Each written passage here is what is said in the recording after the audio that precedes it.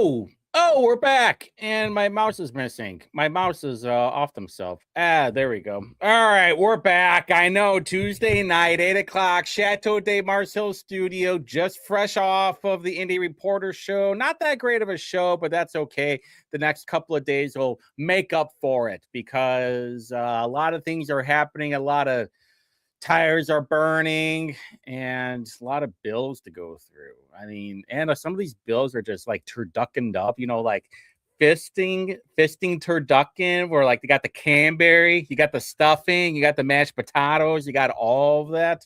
It's been pretty annoying to watch some of these bills that are coming through there because it's like, all right, so what's the point of it? What's the story behind it? That's what I'm like finally figuring out is like, there's a story behind this bill, or did a lobbyist give you for certain bill?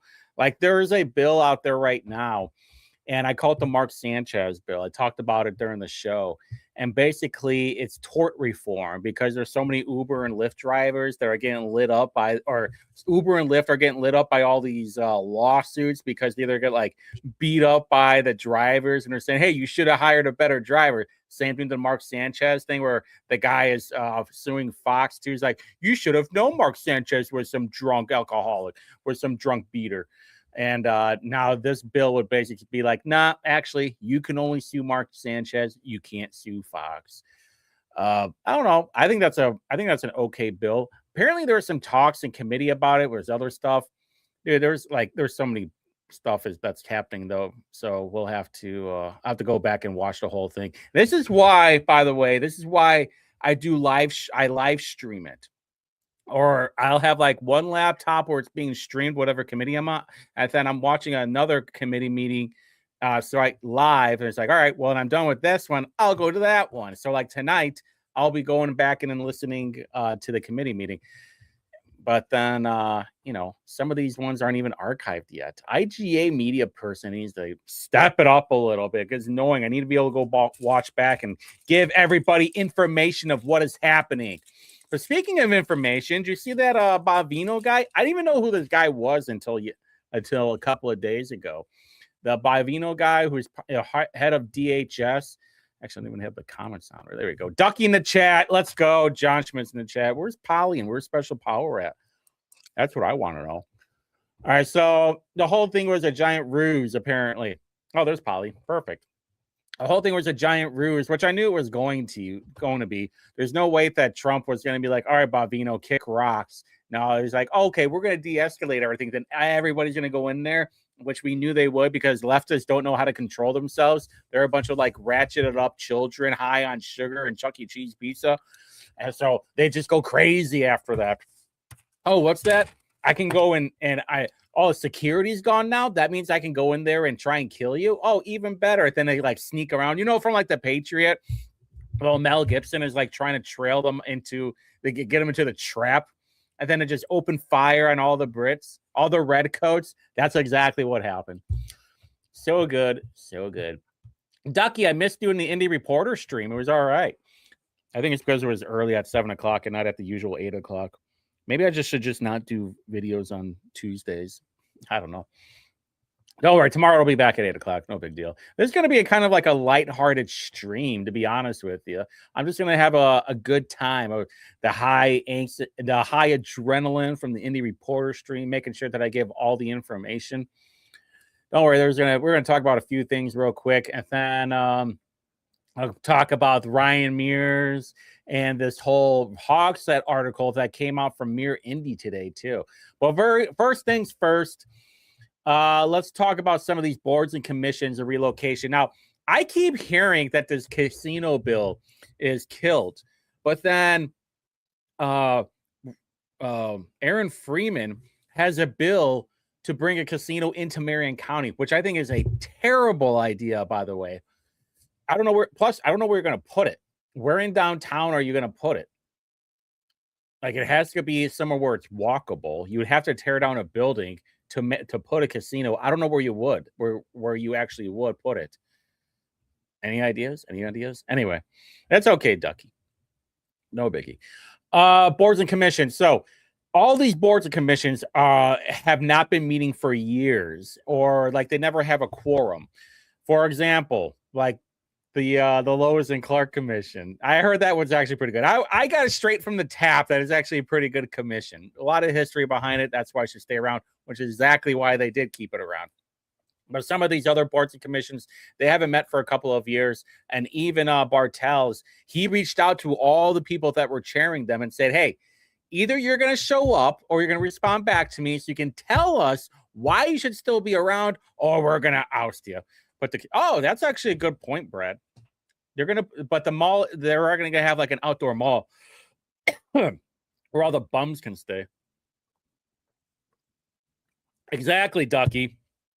Yeah, I mean, already have a taxpayer-funded hotel that's already like way over budget, by the way, which we knew it would be. There we go. All right. Then the relocation of gaming operations, they're expanding all the ideas of where they could put this casino. Listen, I don't really care, to be honest with you. I just don't like. I have no problem with all these vices, whatever they are. I just want to get rid of welfare. Oh, that's what it was. This was the bill. Hold on, let me put this in my notes real quick. This was the bill that I wanted to talk about, was the Becky Cash bill. Hey, Johnny GOP, ask her about House Bill 1177. That's the one I want to know about. And then I'll talk about it tomorrow during the Indie Reporter show. Wait, this is Ways and Means. W and M.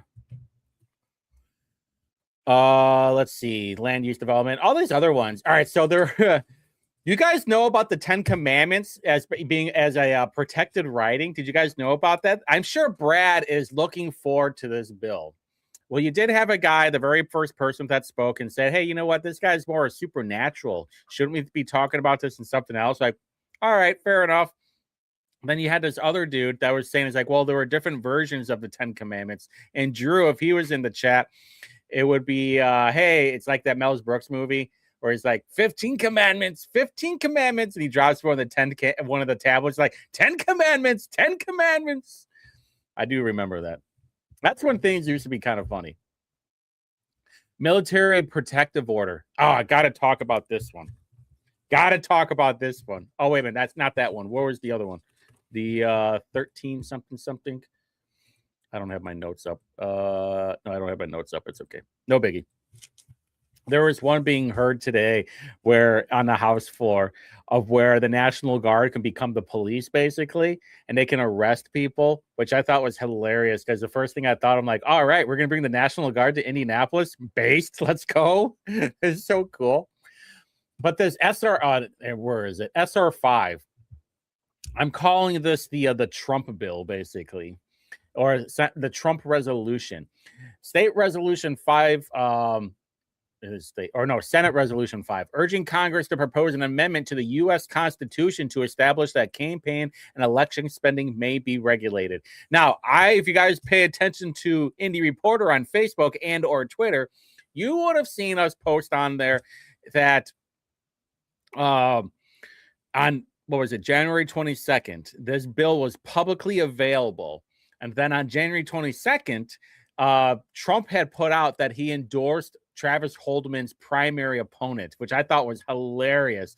I was like, wait a minute, was it the chicken or the egg? Which one came first? Because was it that this Trump had put out a tweet saying, hey, I endorse Travis Holdman's opponent, and then Travis Holdman's like writing it on there. It's like, hey, we got to do something about these campaign things, man. What do you think? Hey, we got to take money out of campaigns all of a sudden. Okay, there, bucko. Oh, they're going to get ready to pull a big one. Probably, yeah, maybe. I think so, Ducky. The thing is, it's more about the riffraff. I already have what should be done. You have to close the bars at 1:00 a.m. You can't go any farther than that. And then you have to make sure that you have zoned police in each zone. And the homeless people will kind of take care of themselves. We don't really have to worry about that. Because right now, I don't know how crazy this year will be. Mostly because they're all afraid that Braun is going to invoke the National Guard, so they don't want to get too crazy. But at the same time, a lot of these people are going to be having cabin fever. People are going to be having cabin fever so much, they're going to do Facebook Live videos. What do you think? No, I don't think so. Yeah. Isn't that a song, Brad? Closing time? I don't think they made it for 3 a.m. They didn't make it for 3 a.m., though, did they? That's what I'm not sure about. All right. So during the Senate floor, we had the Stadium Authority. I hate this bill, by the way. I don't care what you guys think. The Bears bill is terrible. There is no reason why we should be funding a billionaire's sports stadium at all. I don't care what it is. Pickleball, tennis, soccer, professional tag. I don't give a shit. We should not be we should not be having any of that stuff. So a few other things too. Let's see, income tax credit. Was this the bill? Hunley tried having the amendment to try and get rid of the sales tax for menstrual products again. She said it'll save like $5 million. I don't know if it was $5 million or $57 million. I don't know if it was like 5.7 or 57. I'm not sure which one it was. But if it was only $5 million, let her have it. Who cares? What I mean, they can find $5 million. The public depositories, is that for pooping? Oh no, it's a financial institution. It's kind of where you guys go and poop. The grooming bill, everybody voted for that one. Everybody's okay with the grooming bill, which is good. The studies relating to natural lands, dude, I don't know what's up with this bill, to be honest with you. A whole bunch of people voted no on it, though. It was all Republicans, and they all voted no, and I'm not exactly sure why. The bill to renew the syringe program is pretty terrible. Basically, it would extend the syringe program for another 10 years. And Aaron Freeman had a really good point. He said, so basically, we're funding we're giving everything but the actual heroin. We're giving them the bands. We're giving them the syringes. We're giving them the saline. It's like, do you know why they have the saline? It's because so it doesn't burn when they inject the heroin into their veins. That's why. And there was an amendment, too, that would be a 1-for-1 exchange. So, like, it was like, take a book, leave a book kind of deal. And then it got struck down. I thought that was a terrible thing to do. Alting is for, hey, Richard Bagsby, if you're out there, make sure you tell him that Alting is for the needle program. He kind of did like low key threw him out there too. He's like, I think there's somebody out there that's going to make fun of thing for your old pal Alting for saying he's for syringes. Even it sounded like something else. It sounded like taxidermy when he was saying it. It's kind of weird.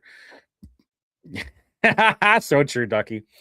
The abortion inducing drugs, really not that complicated. Not even going to talk about it. Not even a point. I want to hear about this garnishment though. I think I stopped at one point, and I'm not exactly sure where with the live stream. I just have to wait until it actually gets archived and I'll go back and watch it. What's perfect is that there's no committee meetings tomorrow. So basically, what do they have? I think House is meeting at 11. Yeah, House is meeting at 11 and then Senate's meeting at 1:30. So I have a couple of hours tomorrow to watch basically all the meetings that I want to. So I just got to make sure that I'm organized and figure out which ones I want to listen to. All right, so HB 1001. This is going to be their housing affordability bill. This is a priority bill. Absolutely hate it. Every Republican on here, I'm disappointed in you. I'm going to be finger waving you all day. So basically what this would do, and listen, I'm not the biggest fan of regulations. However, if we're going to be doing that, it has to have a net benefit to it. So you're going to reduce the, which I'm going to talk about this more tomorrow, during the Indie Reporter show. You would basically lower the minimum requirement or get rid of the requirement to expand more parking. This is a major L. What did we just see that happened in the last couple of days and was actually brought up during committee meeting as well? The parking. Where are all these people going to park? Oh, they're going to park on the street. Oh, they're going to park in the alley. Oh, they're going to park some random place. And what happened just within the last couple of days? We got crazy snow, right? And what was the first thing that they told us to do? They said, don't park in the street. We need to be able to plow. Well, guess what, pals? Where are we supposed to park then if we can't park in the street? We're going to get our car snowed in? I guess that's how it's supposed to be. No, nothing really surprises me anymore. It's just more like I want to be able to be aware where you guys are going to shove bills at. That's what I really want to know. I'm looking at bills and I'm thinking to myself, like the 10 Commandments bill, right? There's a perfect example. They're going to shove something in that bill that's not supposed to be there. Either 3 fingers or a fist. I'm not exactly sure which one.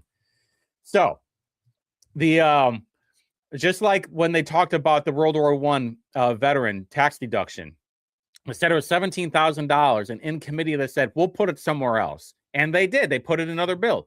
Yeah, ask Moet. That's so true. What don't they just let the junkies boof their drugs? Well, that's what I'm saying. Well, the whole argument is like, oh, what about the AIDS? What about the hepatitis? All right, well, let's just put them in a cage then.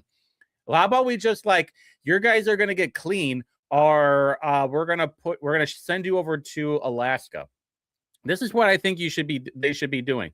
Either you're going to get clean, or we are going to pay for a one-way bus ticket to Chicago. That's what I think we should be doing. This is how we solve the whole homeless problem.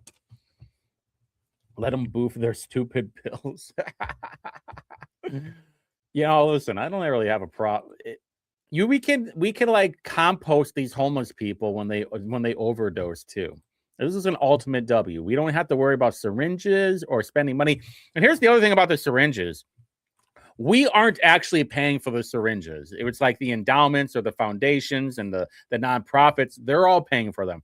What we are paying for are the programs that distribute the syringes, which is dumb. All right. And you see pictures about this all over social media where, like, I just saw this one lady over in Portland or Seattle. She took a picture of a syringe laying on the ground, and like literally right behind it is the used syringe drop-off box. I'm like, they're all lazy. It's like Section 8 housing, man. Like, they just don't care. Compost the homeless? Yeah, for sure. Yeah. Listen, no, I'm not saying if they're alive. I'm saying when they die. I'm saying when they overdose and they're like, he's not going to make it. They're dead. Well, what do we do with the body? You throw it in a dumpster. You set a fire, and boom, 4,000 degrees. Listen, I already did the math check on it. It's like 1,500 degrees, and you've basically roasted a body. It's like Scorpion from Mortal Kombat with the whoopsie, and then you get torched, and then you're fine. And then you use the dust, and you compost the ground. It's that simple. Why aren't there any new cemeteries? Yeah, exactly. There are no new cemeteries. That's right. That's because they're just piling on top of each other. That's why. They're like a Rolodex of dead bodies. All right, so that was this bill. It cracks me up because there's so much talk about it right now. 1343. This is what I call a turducken bill. It talks about watercraft regulations, the Indiana Department of Veteran Affairs Relief Fund, the Indiana National Guard, the Civilian Cyber Corps, and all those other things too. But the most important part is it authorized the creation of the military police force with police powers until certain conditions while on state active duty after completing military police training in Indiana law enforcement instruction, aka ILEA, expands the duties of the adjacent general and state armory board. That's right. We're so back. Dude, listen, if I was at a younger age, I would not only sign up for ICE, I would sign up to be part of the military police where I can just start flash banging random hippies and saying, hey, guess what? Get out of here, commie. Right in the schnoz, too. That would be so much fun. But anyway, not everybody really enjoyed that in the House.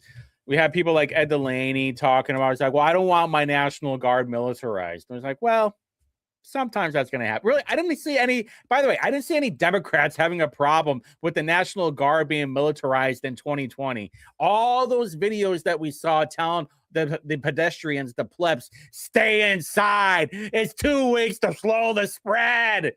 I didn't see any Democrats hearing about that. They seem to have no problem with it. While based people like yours truly was just like, this is all fake and lame. This should not be happening right now. All right. I'm going to show you something too. What happened during what was it? Senate Bill 243 during second reading. Mike Young, my senator, based Young, he had an amendment because and if what so this bill it would follow the what's going on with the one big beautiful bill, and in this bill, it shows that you would get no tax on tips and overtime, but it's only for a 2-year period. Dose for my Mexican brown people out there. And this was what was really funny. I'm watching this bill live, right? And I'm just like, all right, who's going to vote no on this, huh? And Alting voted, which, by the way, you're welcome, Richard Bagsby, for that. And I will see Freeman. So if you guys ever watch any of this stuff, is Freeman and Carrasco will normally like 9.9 times out of 10 will always vote together. Freeman is basically like Carrasco's mentor. And so I'm watching Freeman. I'm like, oh, you voted green. That's cool. And then I see Carrasco voting red. I'm like, what? Carrasco's voting no on this? Why? And then all of a sudden, with like a couple of seconds before they kill the vote, Carrasco turns green. I'm like, oh, that sneaky woman. And I'm like, well, someone's probably going to turn red, right? And then all of a sudden, Coke turns red, as in voting no on it. And then Micah gavels it down. Now, if Micah was paying attention, which it seems like he's never paying attention, this amendment would have passed, or it would have tied it up at least enough where Mike would have had to make the final vote. But because it was a constitutional majority, did not pass the constitutional majority, it was a no. So I think this is what they wanted to do with redistricting as well. Like if we can get to that point where Micah was going to be the final vote for it, then there we go. I don't know what any of that stuff means. Either way, that would have been a massive W on no tax on tips and no tax on overtime. It would have not had an expiration. Probably. He's probably trying to make sure that more of his duties aren't taken away from him. Hey, Mike Braun, can you stop spanking me so hard? My boo-boo is getting red now. My Beckwith boom boom is getting too red from all the spanking I'm getting. That's Micah Beckwith right now. All right, so another bill that was up there, Senate Bill 281 from Greg Good. Who is Greg Good? He is the guy from Vigo County, voted no against redistricting. That's part of it. The other part, which is the most interesting part, he is the state director for Todd Young. Now, in this bill that he authored, it would give the IEDC $50 million more in tax credit authority. So from $300 million to $350 million is now what they have. And it's earmarked for redevelopment projects, which we all know how that goes. They were totally screwed. What can I say? There was also a few other things, too, about men's ad provisions regarding the redevelopment tax. Words are fun. Authorize a regional development authority to establish a regional development advisory council and the deal closing fund. I tried looking more into this one. The bill modifies the provision regarding augmentation of the deal closing fund by the budget agency in HEA 1001 from last year. That was the budget from last year. I kind of want to look. Okay, I'm going to write it down. That's it. Hold on. Let's just look it up real quick. The deal closing fund. We're going to call this the Trump fund because he gets deals done is what's going on, son. It should be how HEA 1001. Okay. Indiana, son. See, what did I say? The Trump administration right off the bat. How do you like that? Huh? I told you it's the Trump bill. All right. Let's see. Can I see it on here? What the bill? Okay, is this the whole bidget? The whole bidget? Deal. Is it going to show up? Oh, okay, here we go. Now we got it. The deal closing fund. After review by the budget committee, the appropriation for the deal closing fund may be augmented by the budget aims for any economic located with an innovation development district. Interesting. This sounds like LEAP. What else we got here, boys? Let's see. Department of Workforce Development, 250. What else we got? Deal. Transport tobacco products alternative. Oh, my eye. My eye. That's it.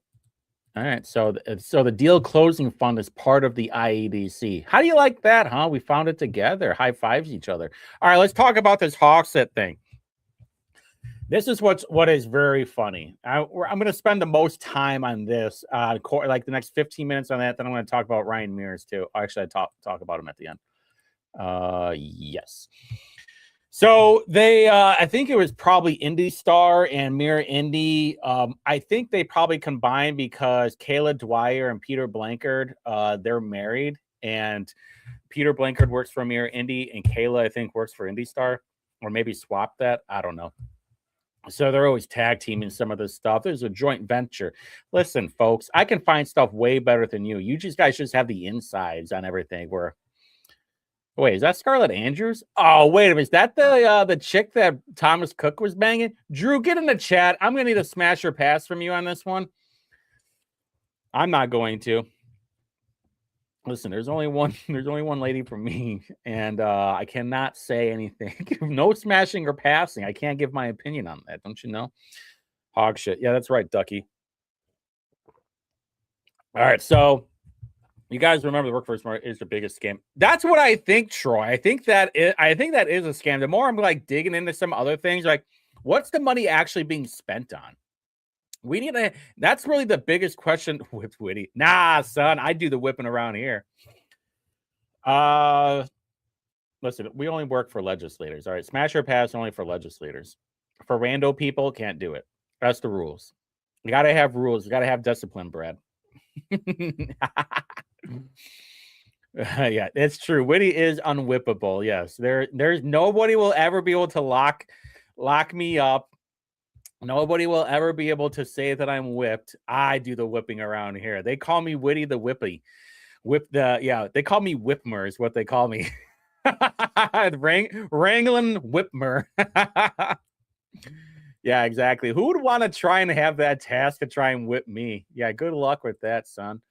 All right, so I'm so glad that they brought up TWG in this. How long from the rooftops for years now I have been preaching about this. TWG Development has given Hogset so much money, and they've been getting all of these projects. That project over at City Hall, TWG. And they've done nothing with it. And they've mentioned this. They're supposed to be building this like boutique hotel, which I think is really going to be a hotel for the side pieces of all these athletes, to be honest with you. And they like all the bonds have been approved, but nothing has actually happened. I think there's ultimately, the awards for the project to TWG in 2023 and nothing's happened. I think last year there was even talks about it, like what exactly they're going to do about it. It's like, oh, we're going to have this 5-star restaurant. We're going to have a little boutique over here. We're going to have, it's going to be hotels and apartments, which I think is a terrible idea. It's going to be in levels too. This is why I'm saying this is going to be treated as a brothel. Like having hotel rooms and an apartment where a bunch of strangers are going to be walking around. Terrible, terrible idea. However, check out the architecture with City Hall. I mean, this is beautiful. This is things that is just lost in time. I love this, by the way. Oh, we are Ducky. I think the bonds are if something happens with the bonds, we're on the hook with it. Like the bonds are backed by us. I'm pretty confident on this. And originally there was a this 20. Oh wow, they took the fence down. Is that what happened? I thought the fence was still up. Oh, they put a smaller fence on there. It's because all the homeless people were hanging out in here, so they had to put a fence on there. This is just earlier this month. Maybe I'll take a stream down there and see what happens. Indiana in the Civil War, away from battle, free admission. Damn, now through 1997. Man, what a time. What a time. We really peaked. I mean, look at this architecture. This is beautiful. And they're going to tear it down. Except for this. This is crap. I mean, they just don't build buildings like this anymore. It's all like depressing gray square IKEA buildings, basically cardboard stuff. The foundation is built to last. Sure, the insides are all gutted, but you can fix all that. I just don't know how much money it'll be. Oh, it is tall fencing. Okay, they were just at a weird angle. Perfect. All right, so it's not just Hogsett, by the way, that's accepting all these contracts. I want to look at Bob Osley, because here's where we're at right now. Hogsett has not said if he's running for re-election. Bob has announced that he is running for re-election. Hundley is not running for re-election for Senate, so that would tell you that she is running for mayor. Ryan Mears today, which we'll talk about here in a little bit, has announced that he is running for re-election, which we already knew. Here's the thing, though. Ryan Mears doesn't have that much money. The GOP has not announced anybody that they're running for prosecutor. Hold on. Something just happened. Uh-oh, something just happened. Oh, shit. That's not... Oh, hold on. Breaking news. Breaking news. Hold on 1 second. 1 second. Massive news.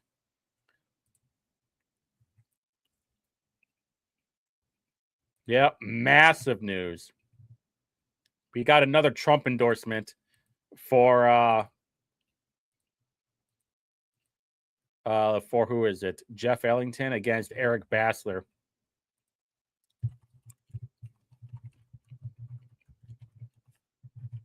Hold on. Jeff Wellington. Massive news right now.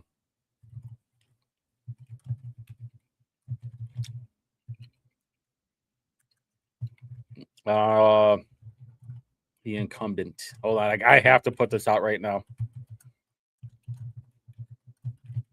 They're voted against redistricting.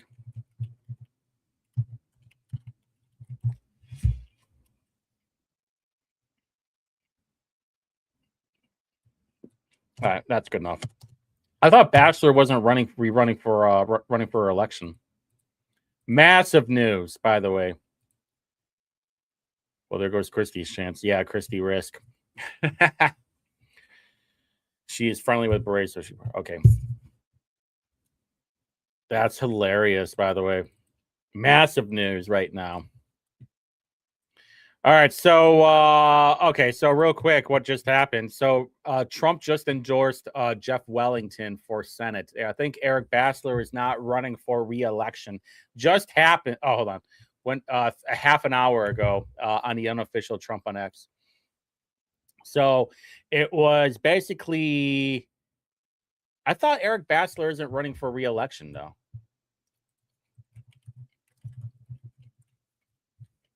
Hold on. I want to make sure I'm right on this. It says he won't seek it for a term. Yeah. He's not running for re-election. So there was Christie Risk and Jeff Ellington, who I think Jeff Ellington was I think it was a state rep for a little bit. And so now this basically just put Christie Risk. By the way, Christie Risk works for Micah Beckwith. And so there was rumors going around that Micah Beckwith had ghost employment, and the person who might have been having the ghost employment was Christie Risk because she was running for Senate. This just put Ellington above everybody else. Now, let's just talk about this real quick. Where's he at for the Ballotpedia? How does Jeff Ellington's numbers work out? He didn't even have. Oh my God. The last time that he had a general election opponent was 2014. He has not had anybody to run against since 2014. That means somebody will run against Jeff Ellington, but it's a 60-40 district back in 2014. Either way, yeah, it's fascinating. Very, very fascinating. That's hilarious. Well, I guess Christie Risk needs to go back to the office now.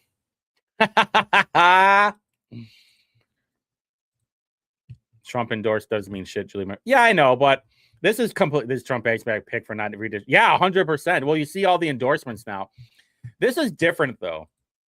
This is especially in red areas. This isn't like the grassroots. Like, let me give you an example. Like, I completely agree, by the way, Brad, that Trump endorsements don't mean shit all the time. It's like Jim Banks when he endorsed Natalie Goodwin. It's like he probably doesn't even know who Natalie Goodwin is. So I'm giving him a half out. However, still on my shit list a little bit. Same thing with Freeman. Freeman's always going to be on my shit list. He'll always be number 2 or number 3 on the trust chart. And Julie McGuire is always going to be last. She'll always be in the red line for my trust chart. But this is different. All the hard red areas are going to be going off of Trump. All the hard red areas wanted redistricting. They want to win. All the people in those hard red areas want to win. The high road is over. The hypocrisy is in. It's either we pick diarrhea or solid shit. It's one of the two. I prefer not diarrhea. If I had to pick. Make it so. Dude, no, he looks something else. No, it's not Patrick Stewart. No, he looks something different. I don't know who it is, though. Pinhead from Hellraiser? Maybe? No, he looks like possibly Red Foreman from That 70s Show. Yeah, let's go with that. Anyway, when I was at the Scott Pressler event, I saw the Ellington RV. I mean, this guy's going to be pumped. Oh, let's look at his campaign report. We're already talking about it. I have some time to fill right now. Let's look at Ellington's campaign report.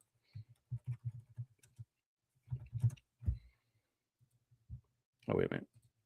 Wrong one. Jeffy Roger Ellington. Oh! Let's see what you got, son. Not bad, huh? Not bad. Not bad. Oh, he loaned himself $60,000. That's why, almost $63,000. My bad. Yeah. So he hasn't had any donations? Yeah, that's not good. Once he crosses the primary, though, he'll get a bunch of donations. Not even worried about that. Let's look at the 24 annual. Oh, that's the thing, like, all of you guys have to understand. None of this shit means anything until the primary. Okay, so he did get some donations back in 24. He hasn't spent any money. Oh, it's right there. Bullhorn Communications. Of course. All right, compromised. He's compromised. That's it. I hate him. Bullhorn Communications. Johnny Suitcase. You know exactly who I'm talking about.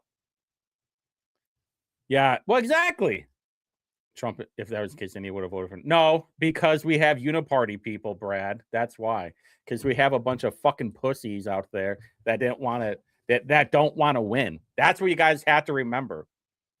Is that Greg Good works for Todd Young. Spencer Derry works for Mitch Daniels. Mishler doesn't care. He was in Florida for most of the time. Kyle Walker, totally establishment. By the way, tried having the John Schmitz amendment. Who else voted no? Alting had to vote yes because he knew that Bragsby was going to use it against him. Liz Brown pulled a 180 because she knew she was going to get mogged in the primary, which she still might. Probably not anymore. I think she saw the writing on the wall. That's true, Troy. Yeah, he did endorse Braun, and this is what it was.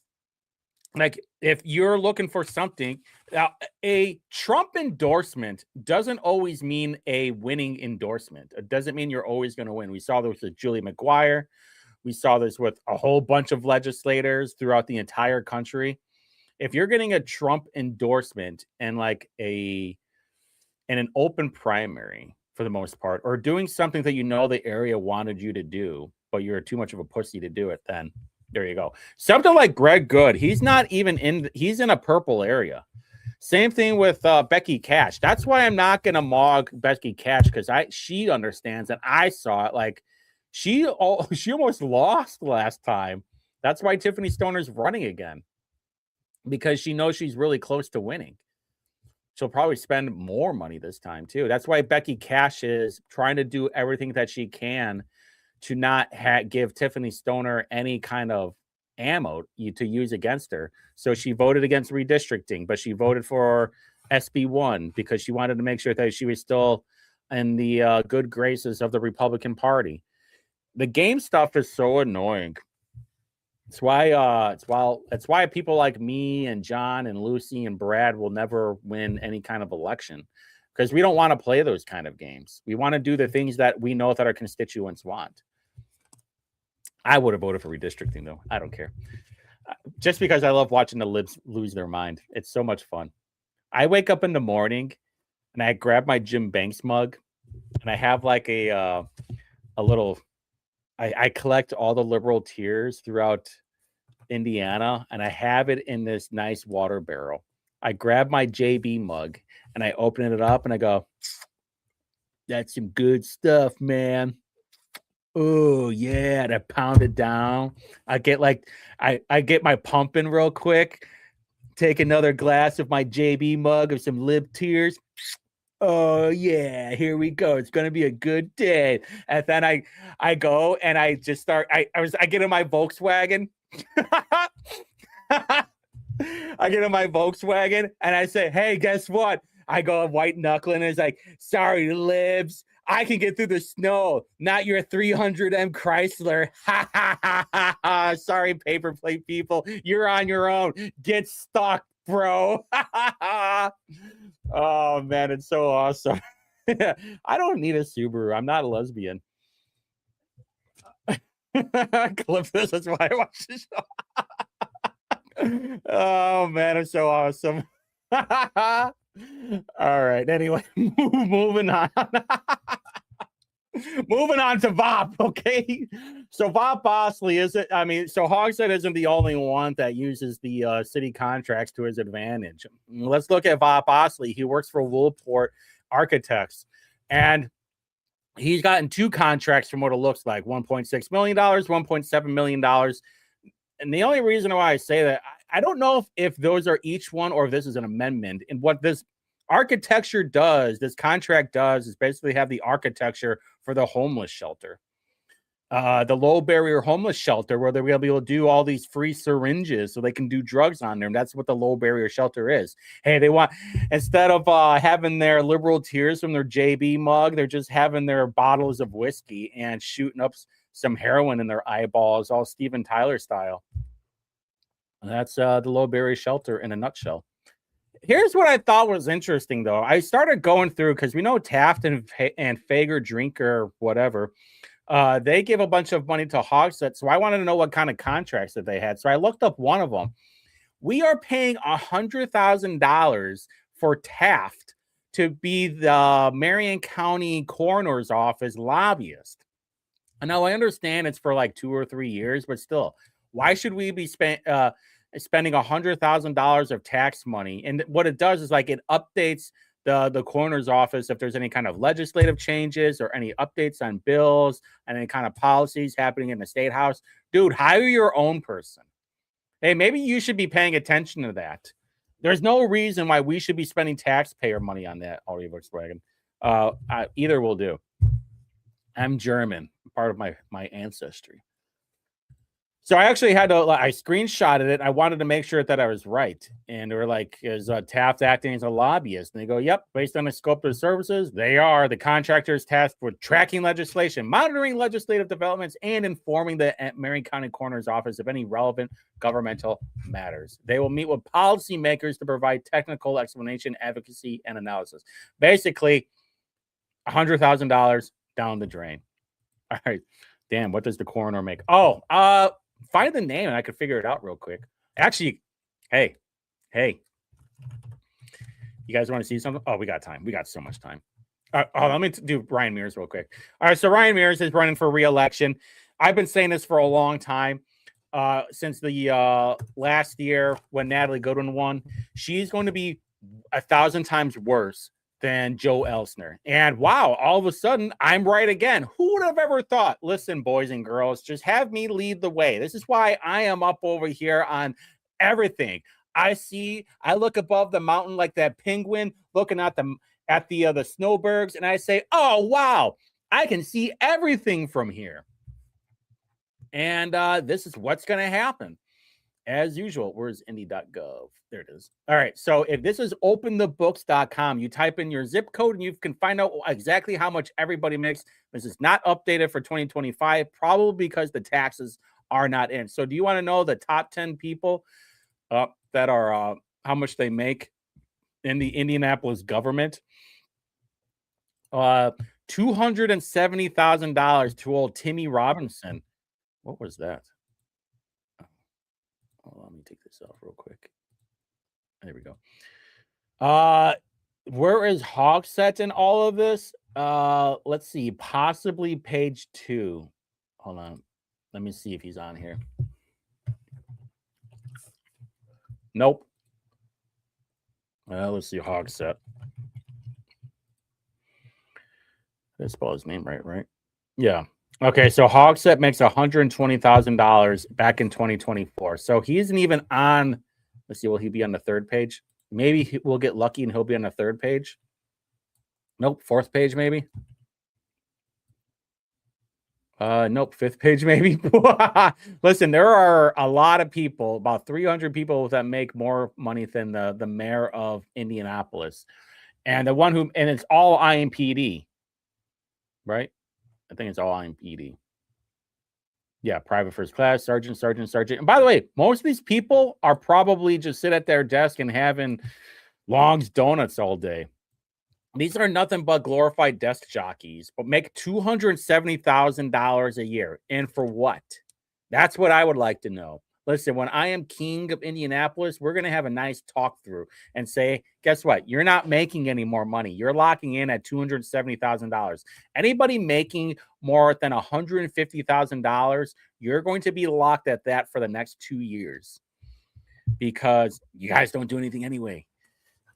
Yeah, Natalie Goodwin promised so much. Well, do you remember, John, when Michael Paul Hart was on Hammer and Nigel and they were talking about stuff? And Paul Hart says, "Oh, I just talked to Natalie Goodwin. We're locked in. We're focused on the mayor's race of 2027." I was like, "What about the prosecutor's race? You guys aren't even going to talk about that." We are a handful of days away from February, and we still don't know who's going to run for prosecutor against Ryan Mears. At this point, Natalie Goodwin needs to step down. If by the 1-year anniversary of her winning chair and there's still no prosecutor that's been announced, she needs to step down. Plain and simple. There is no reason for her to be in that position. Type pig and he should pop up. Boss Hogsett? Maybe. Okay, so I think I talked about HB 1001. Talked about that. Yeah.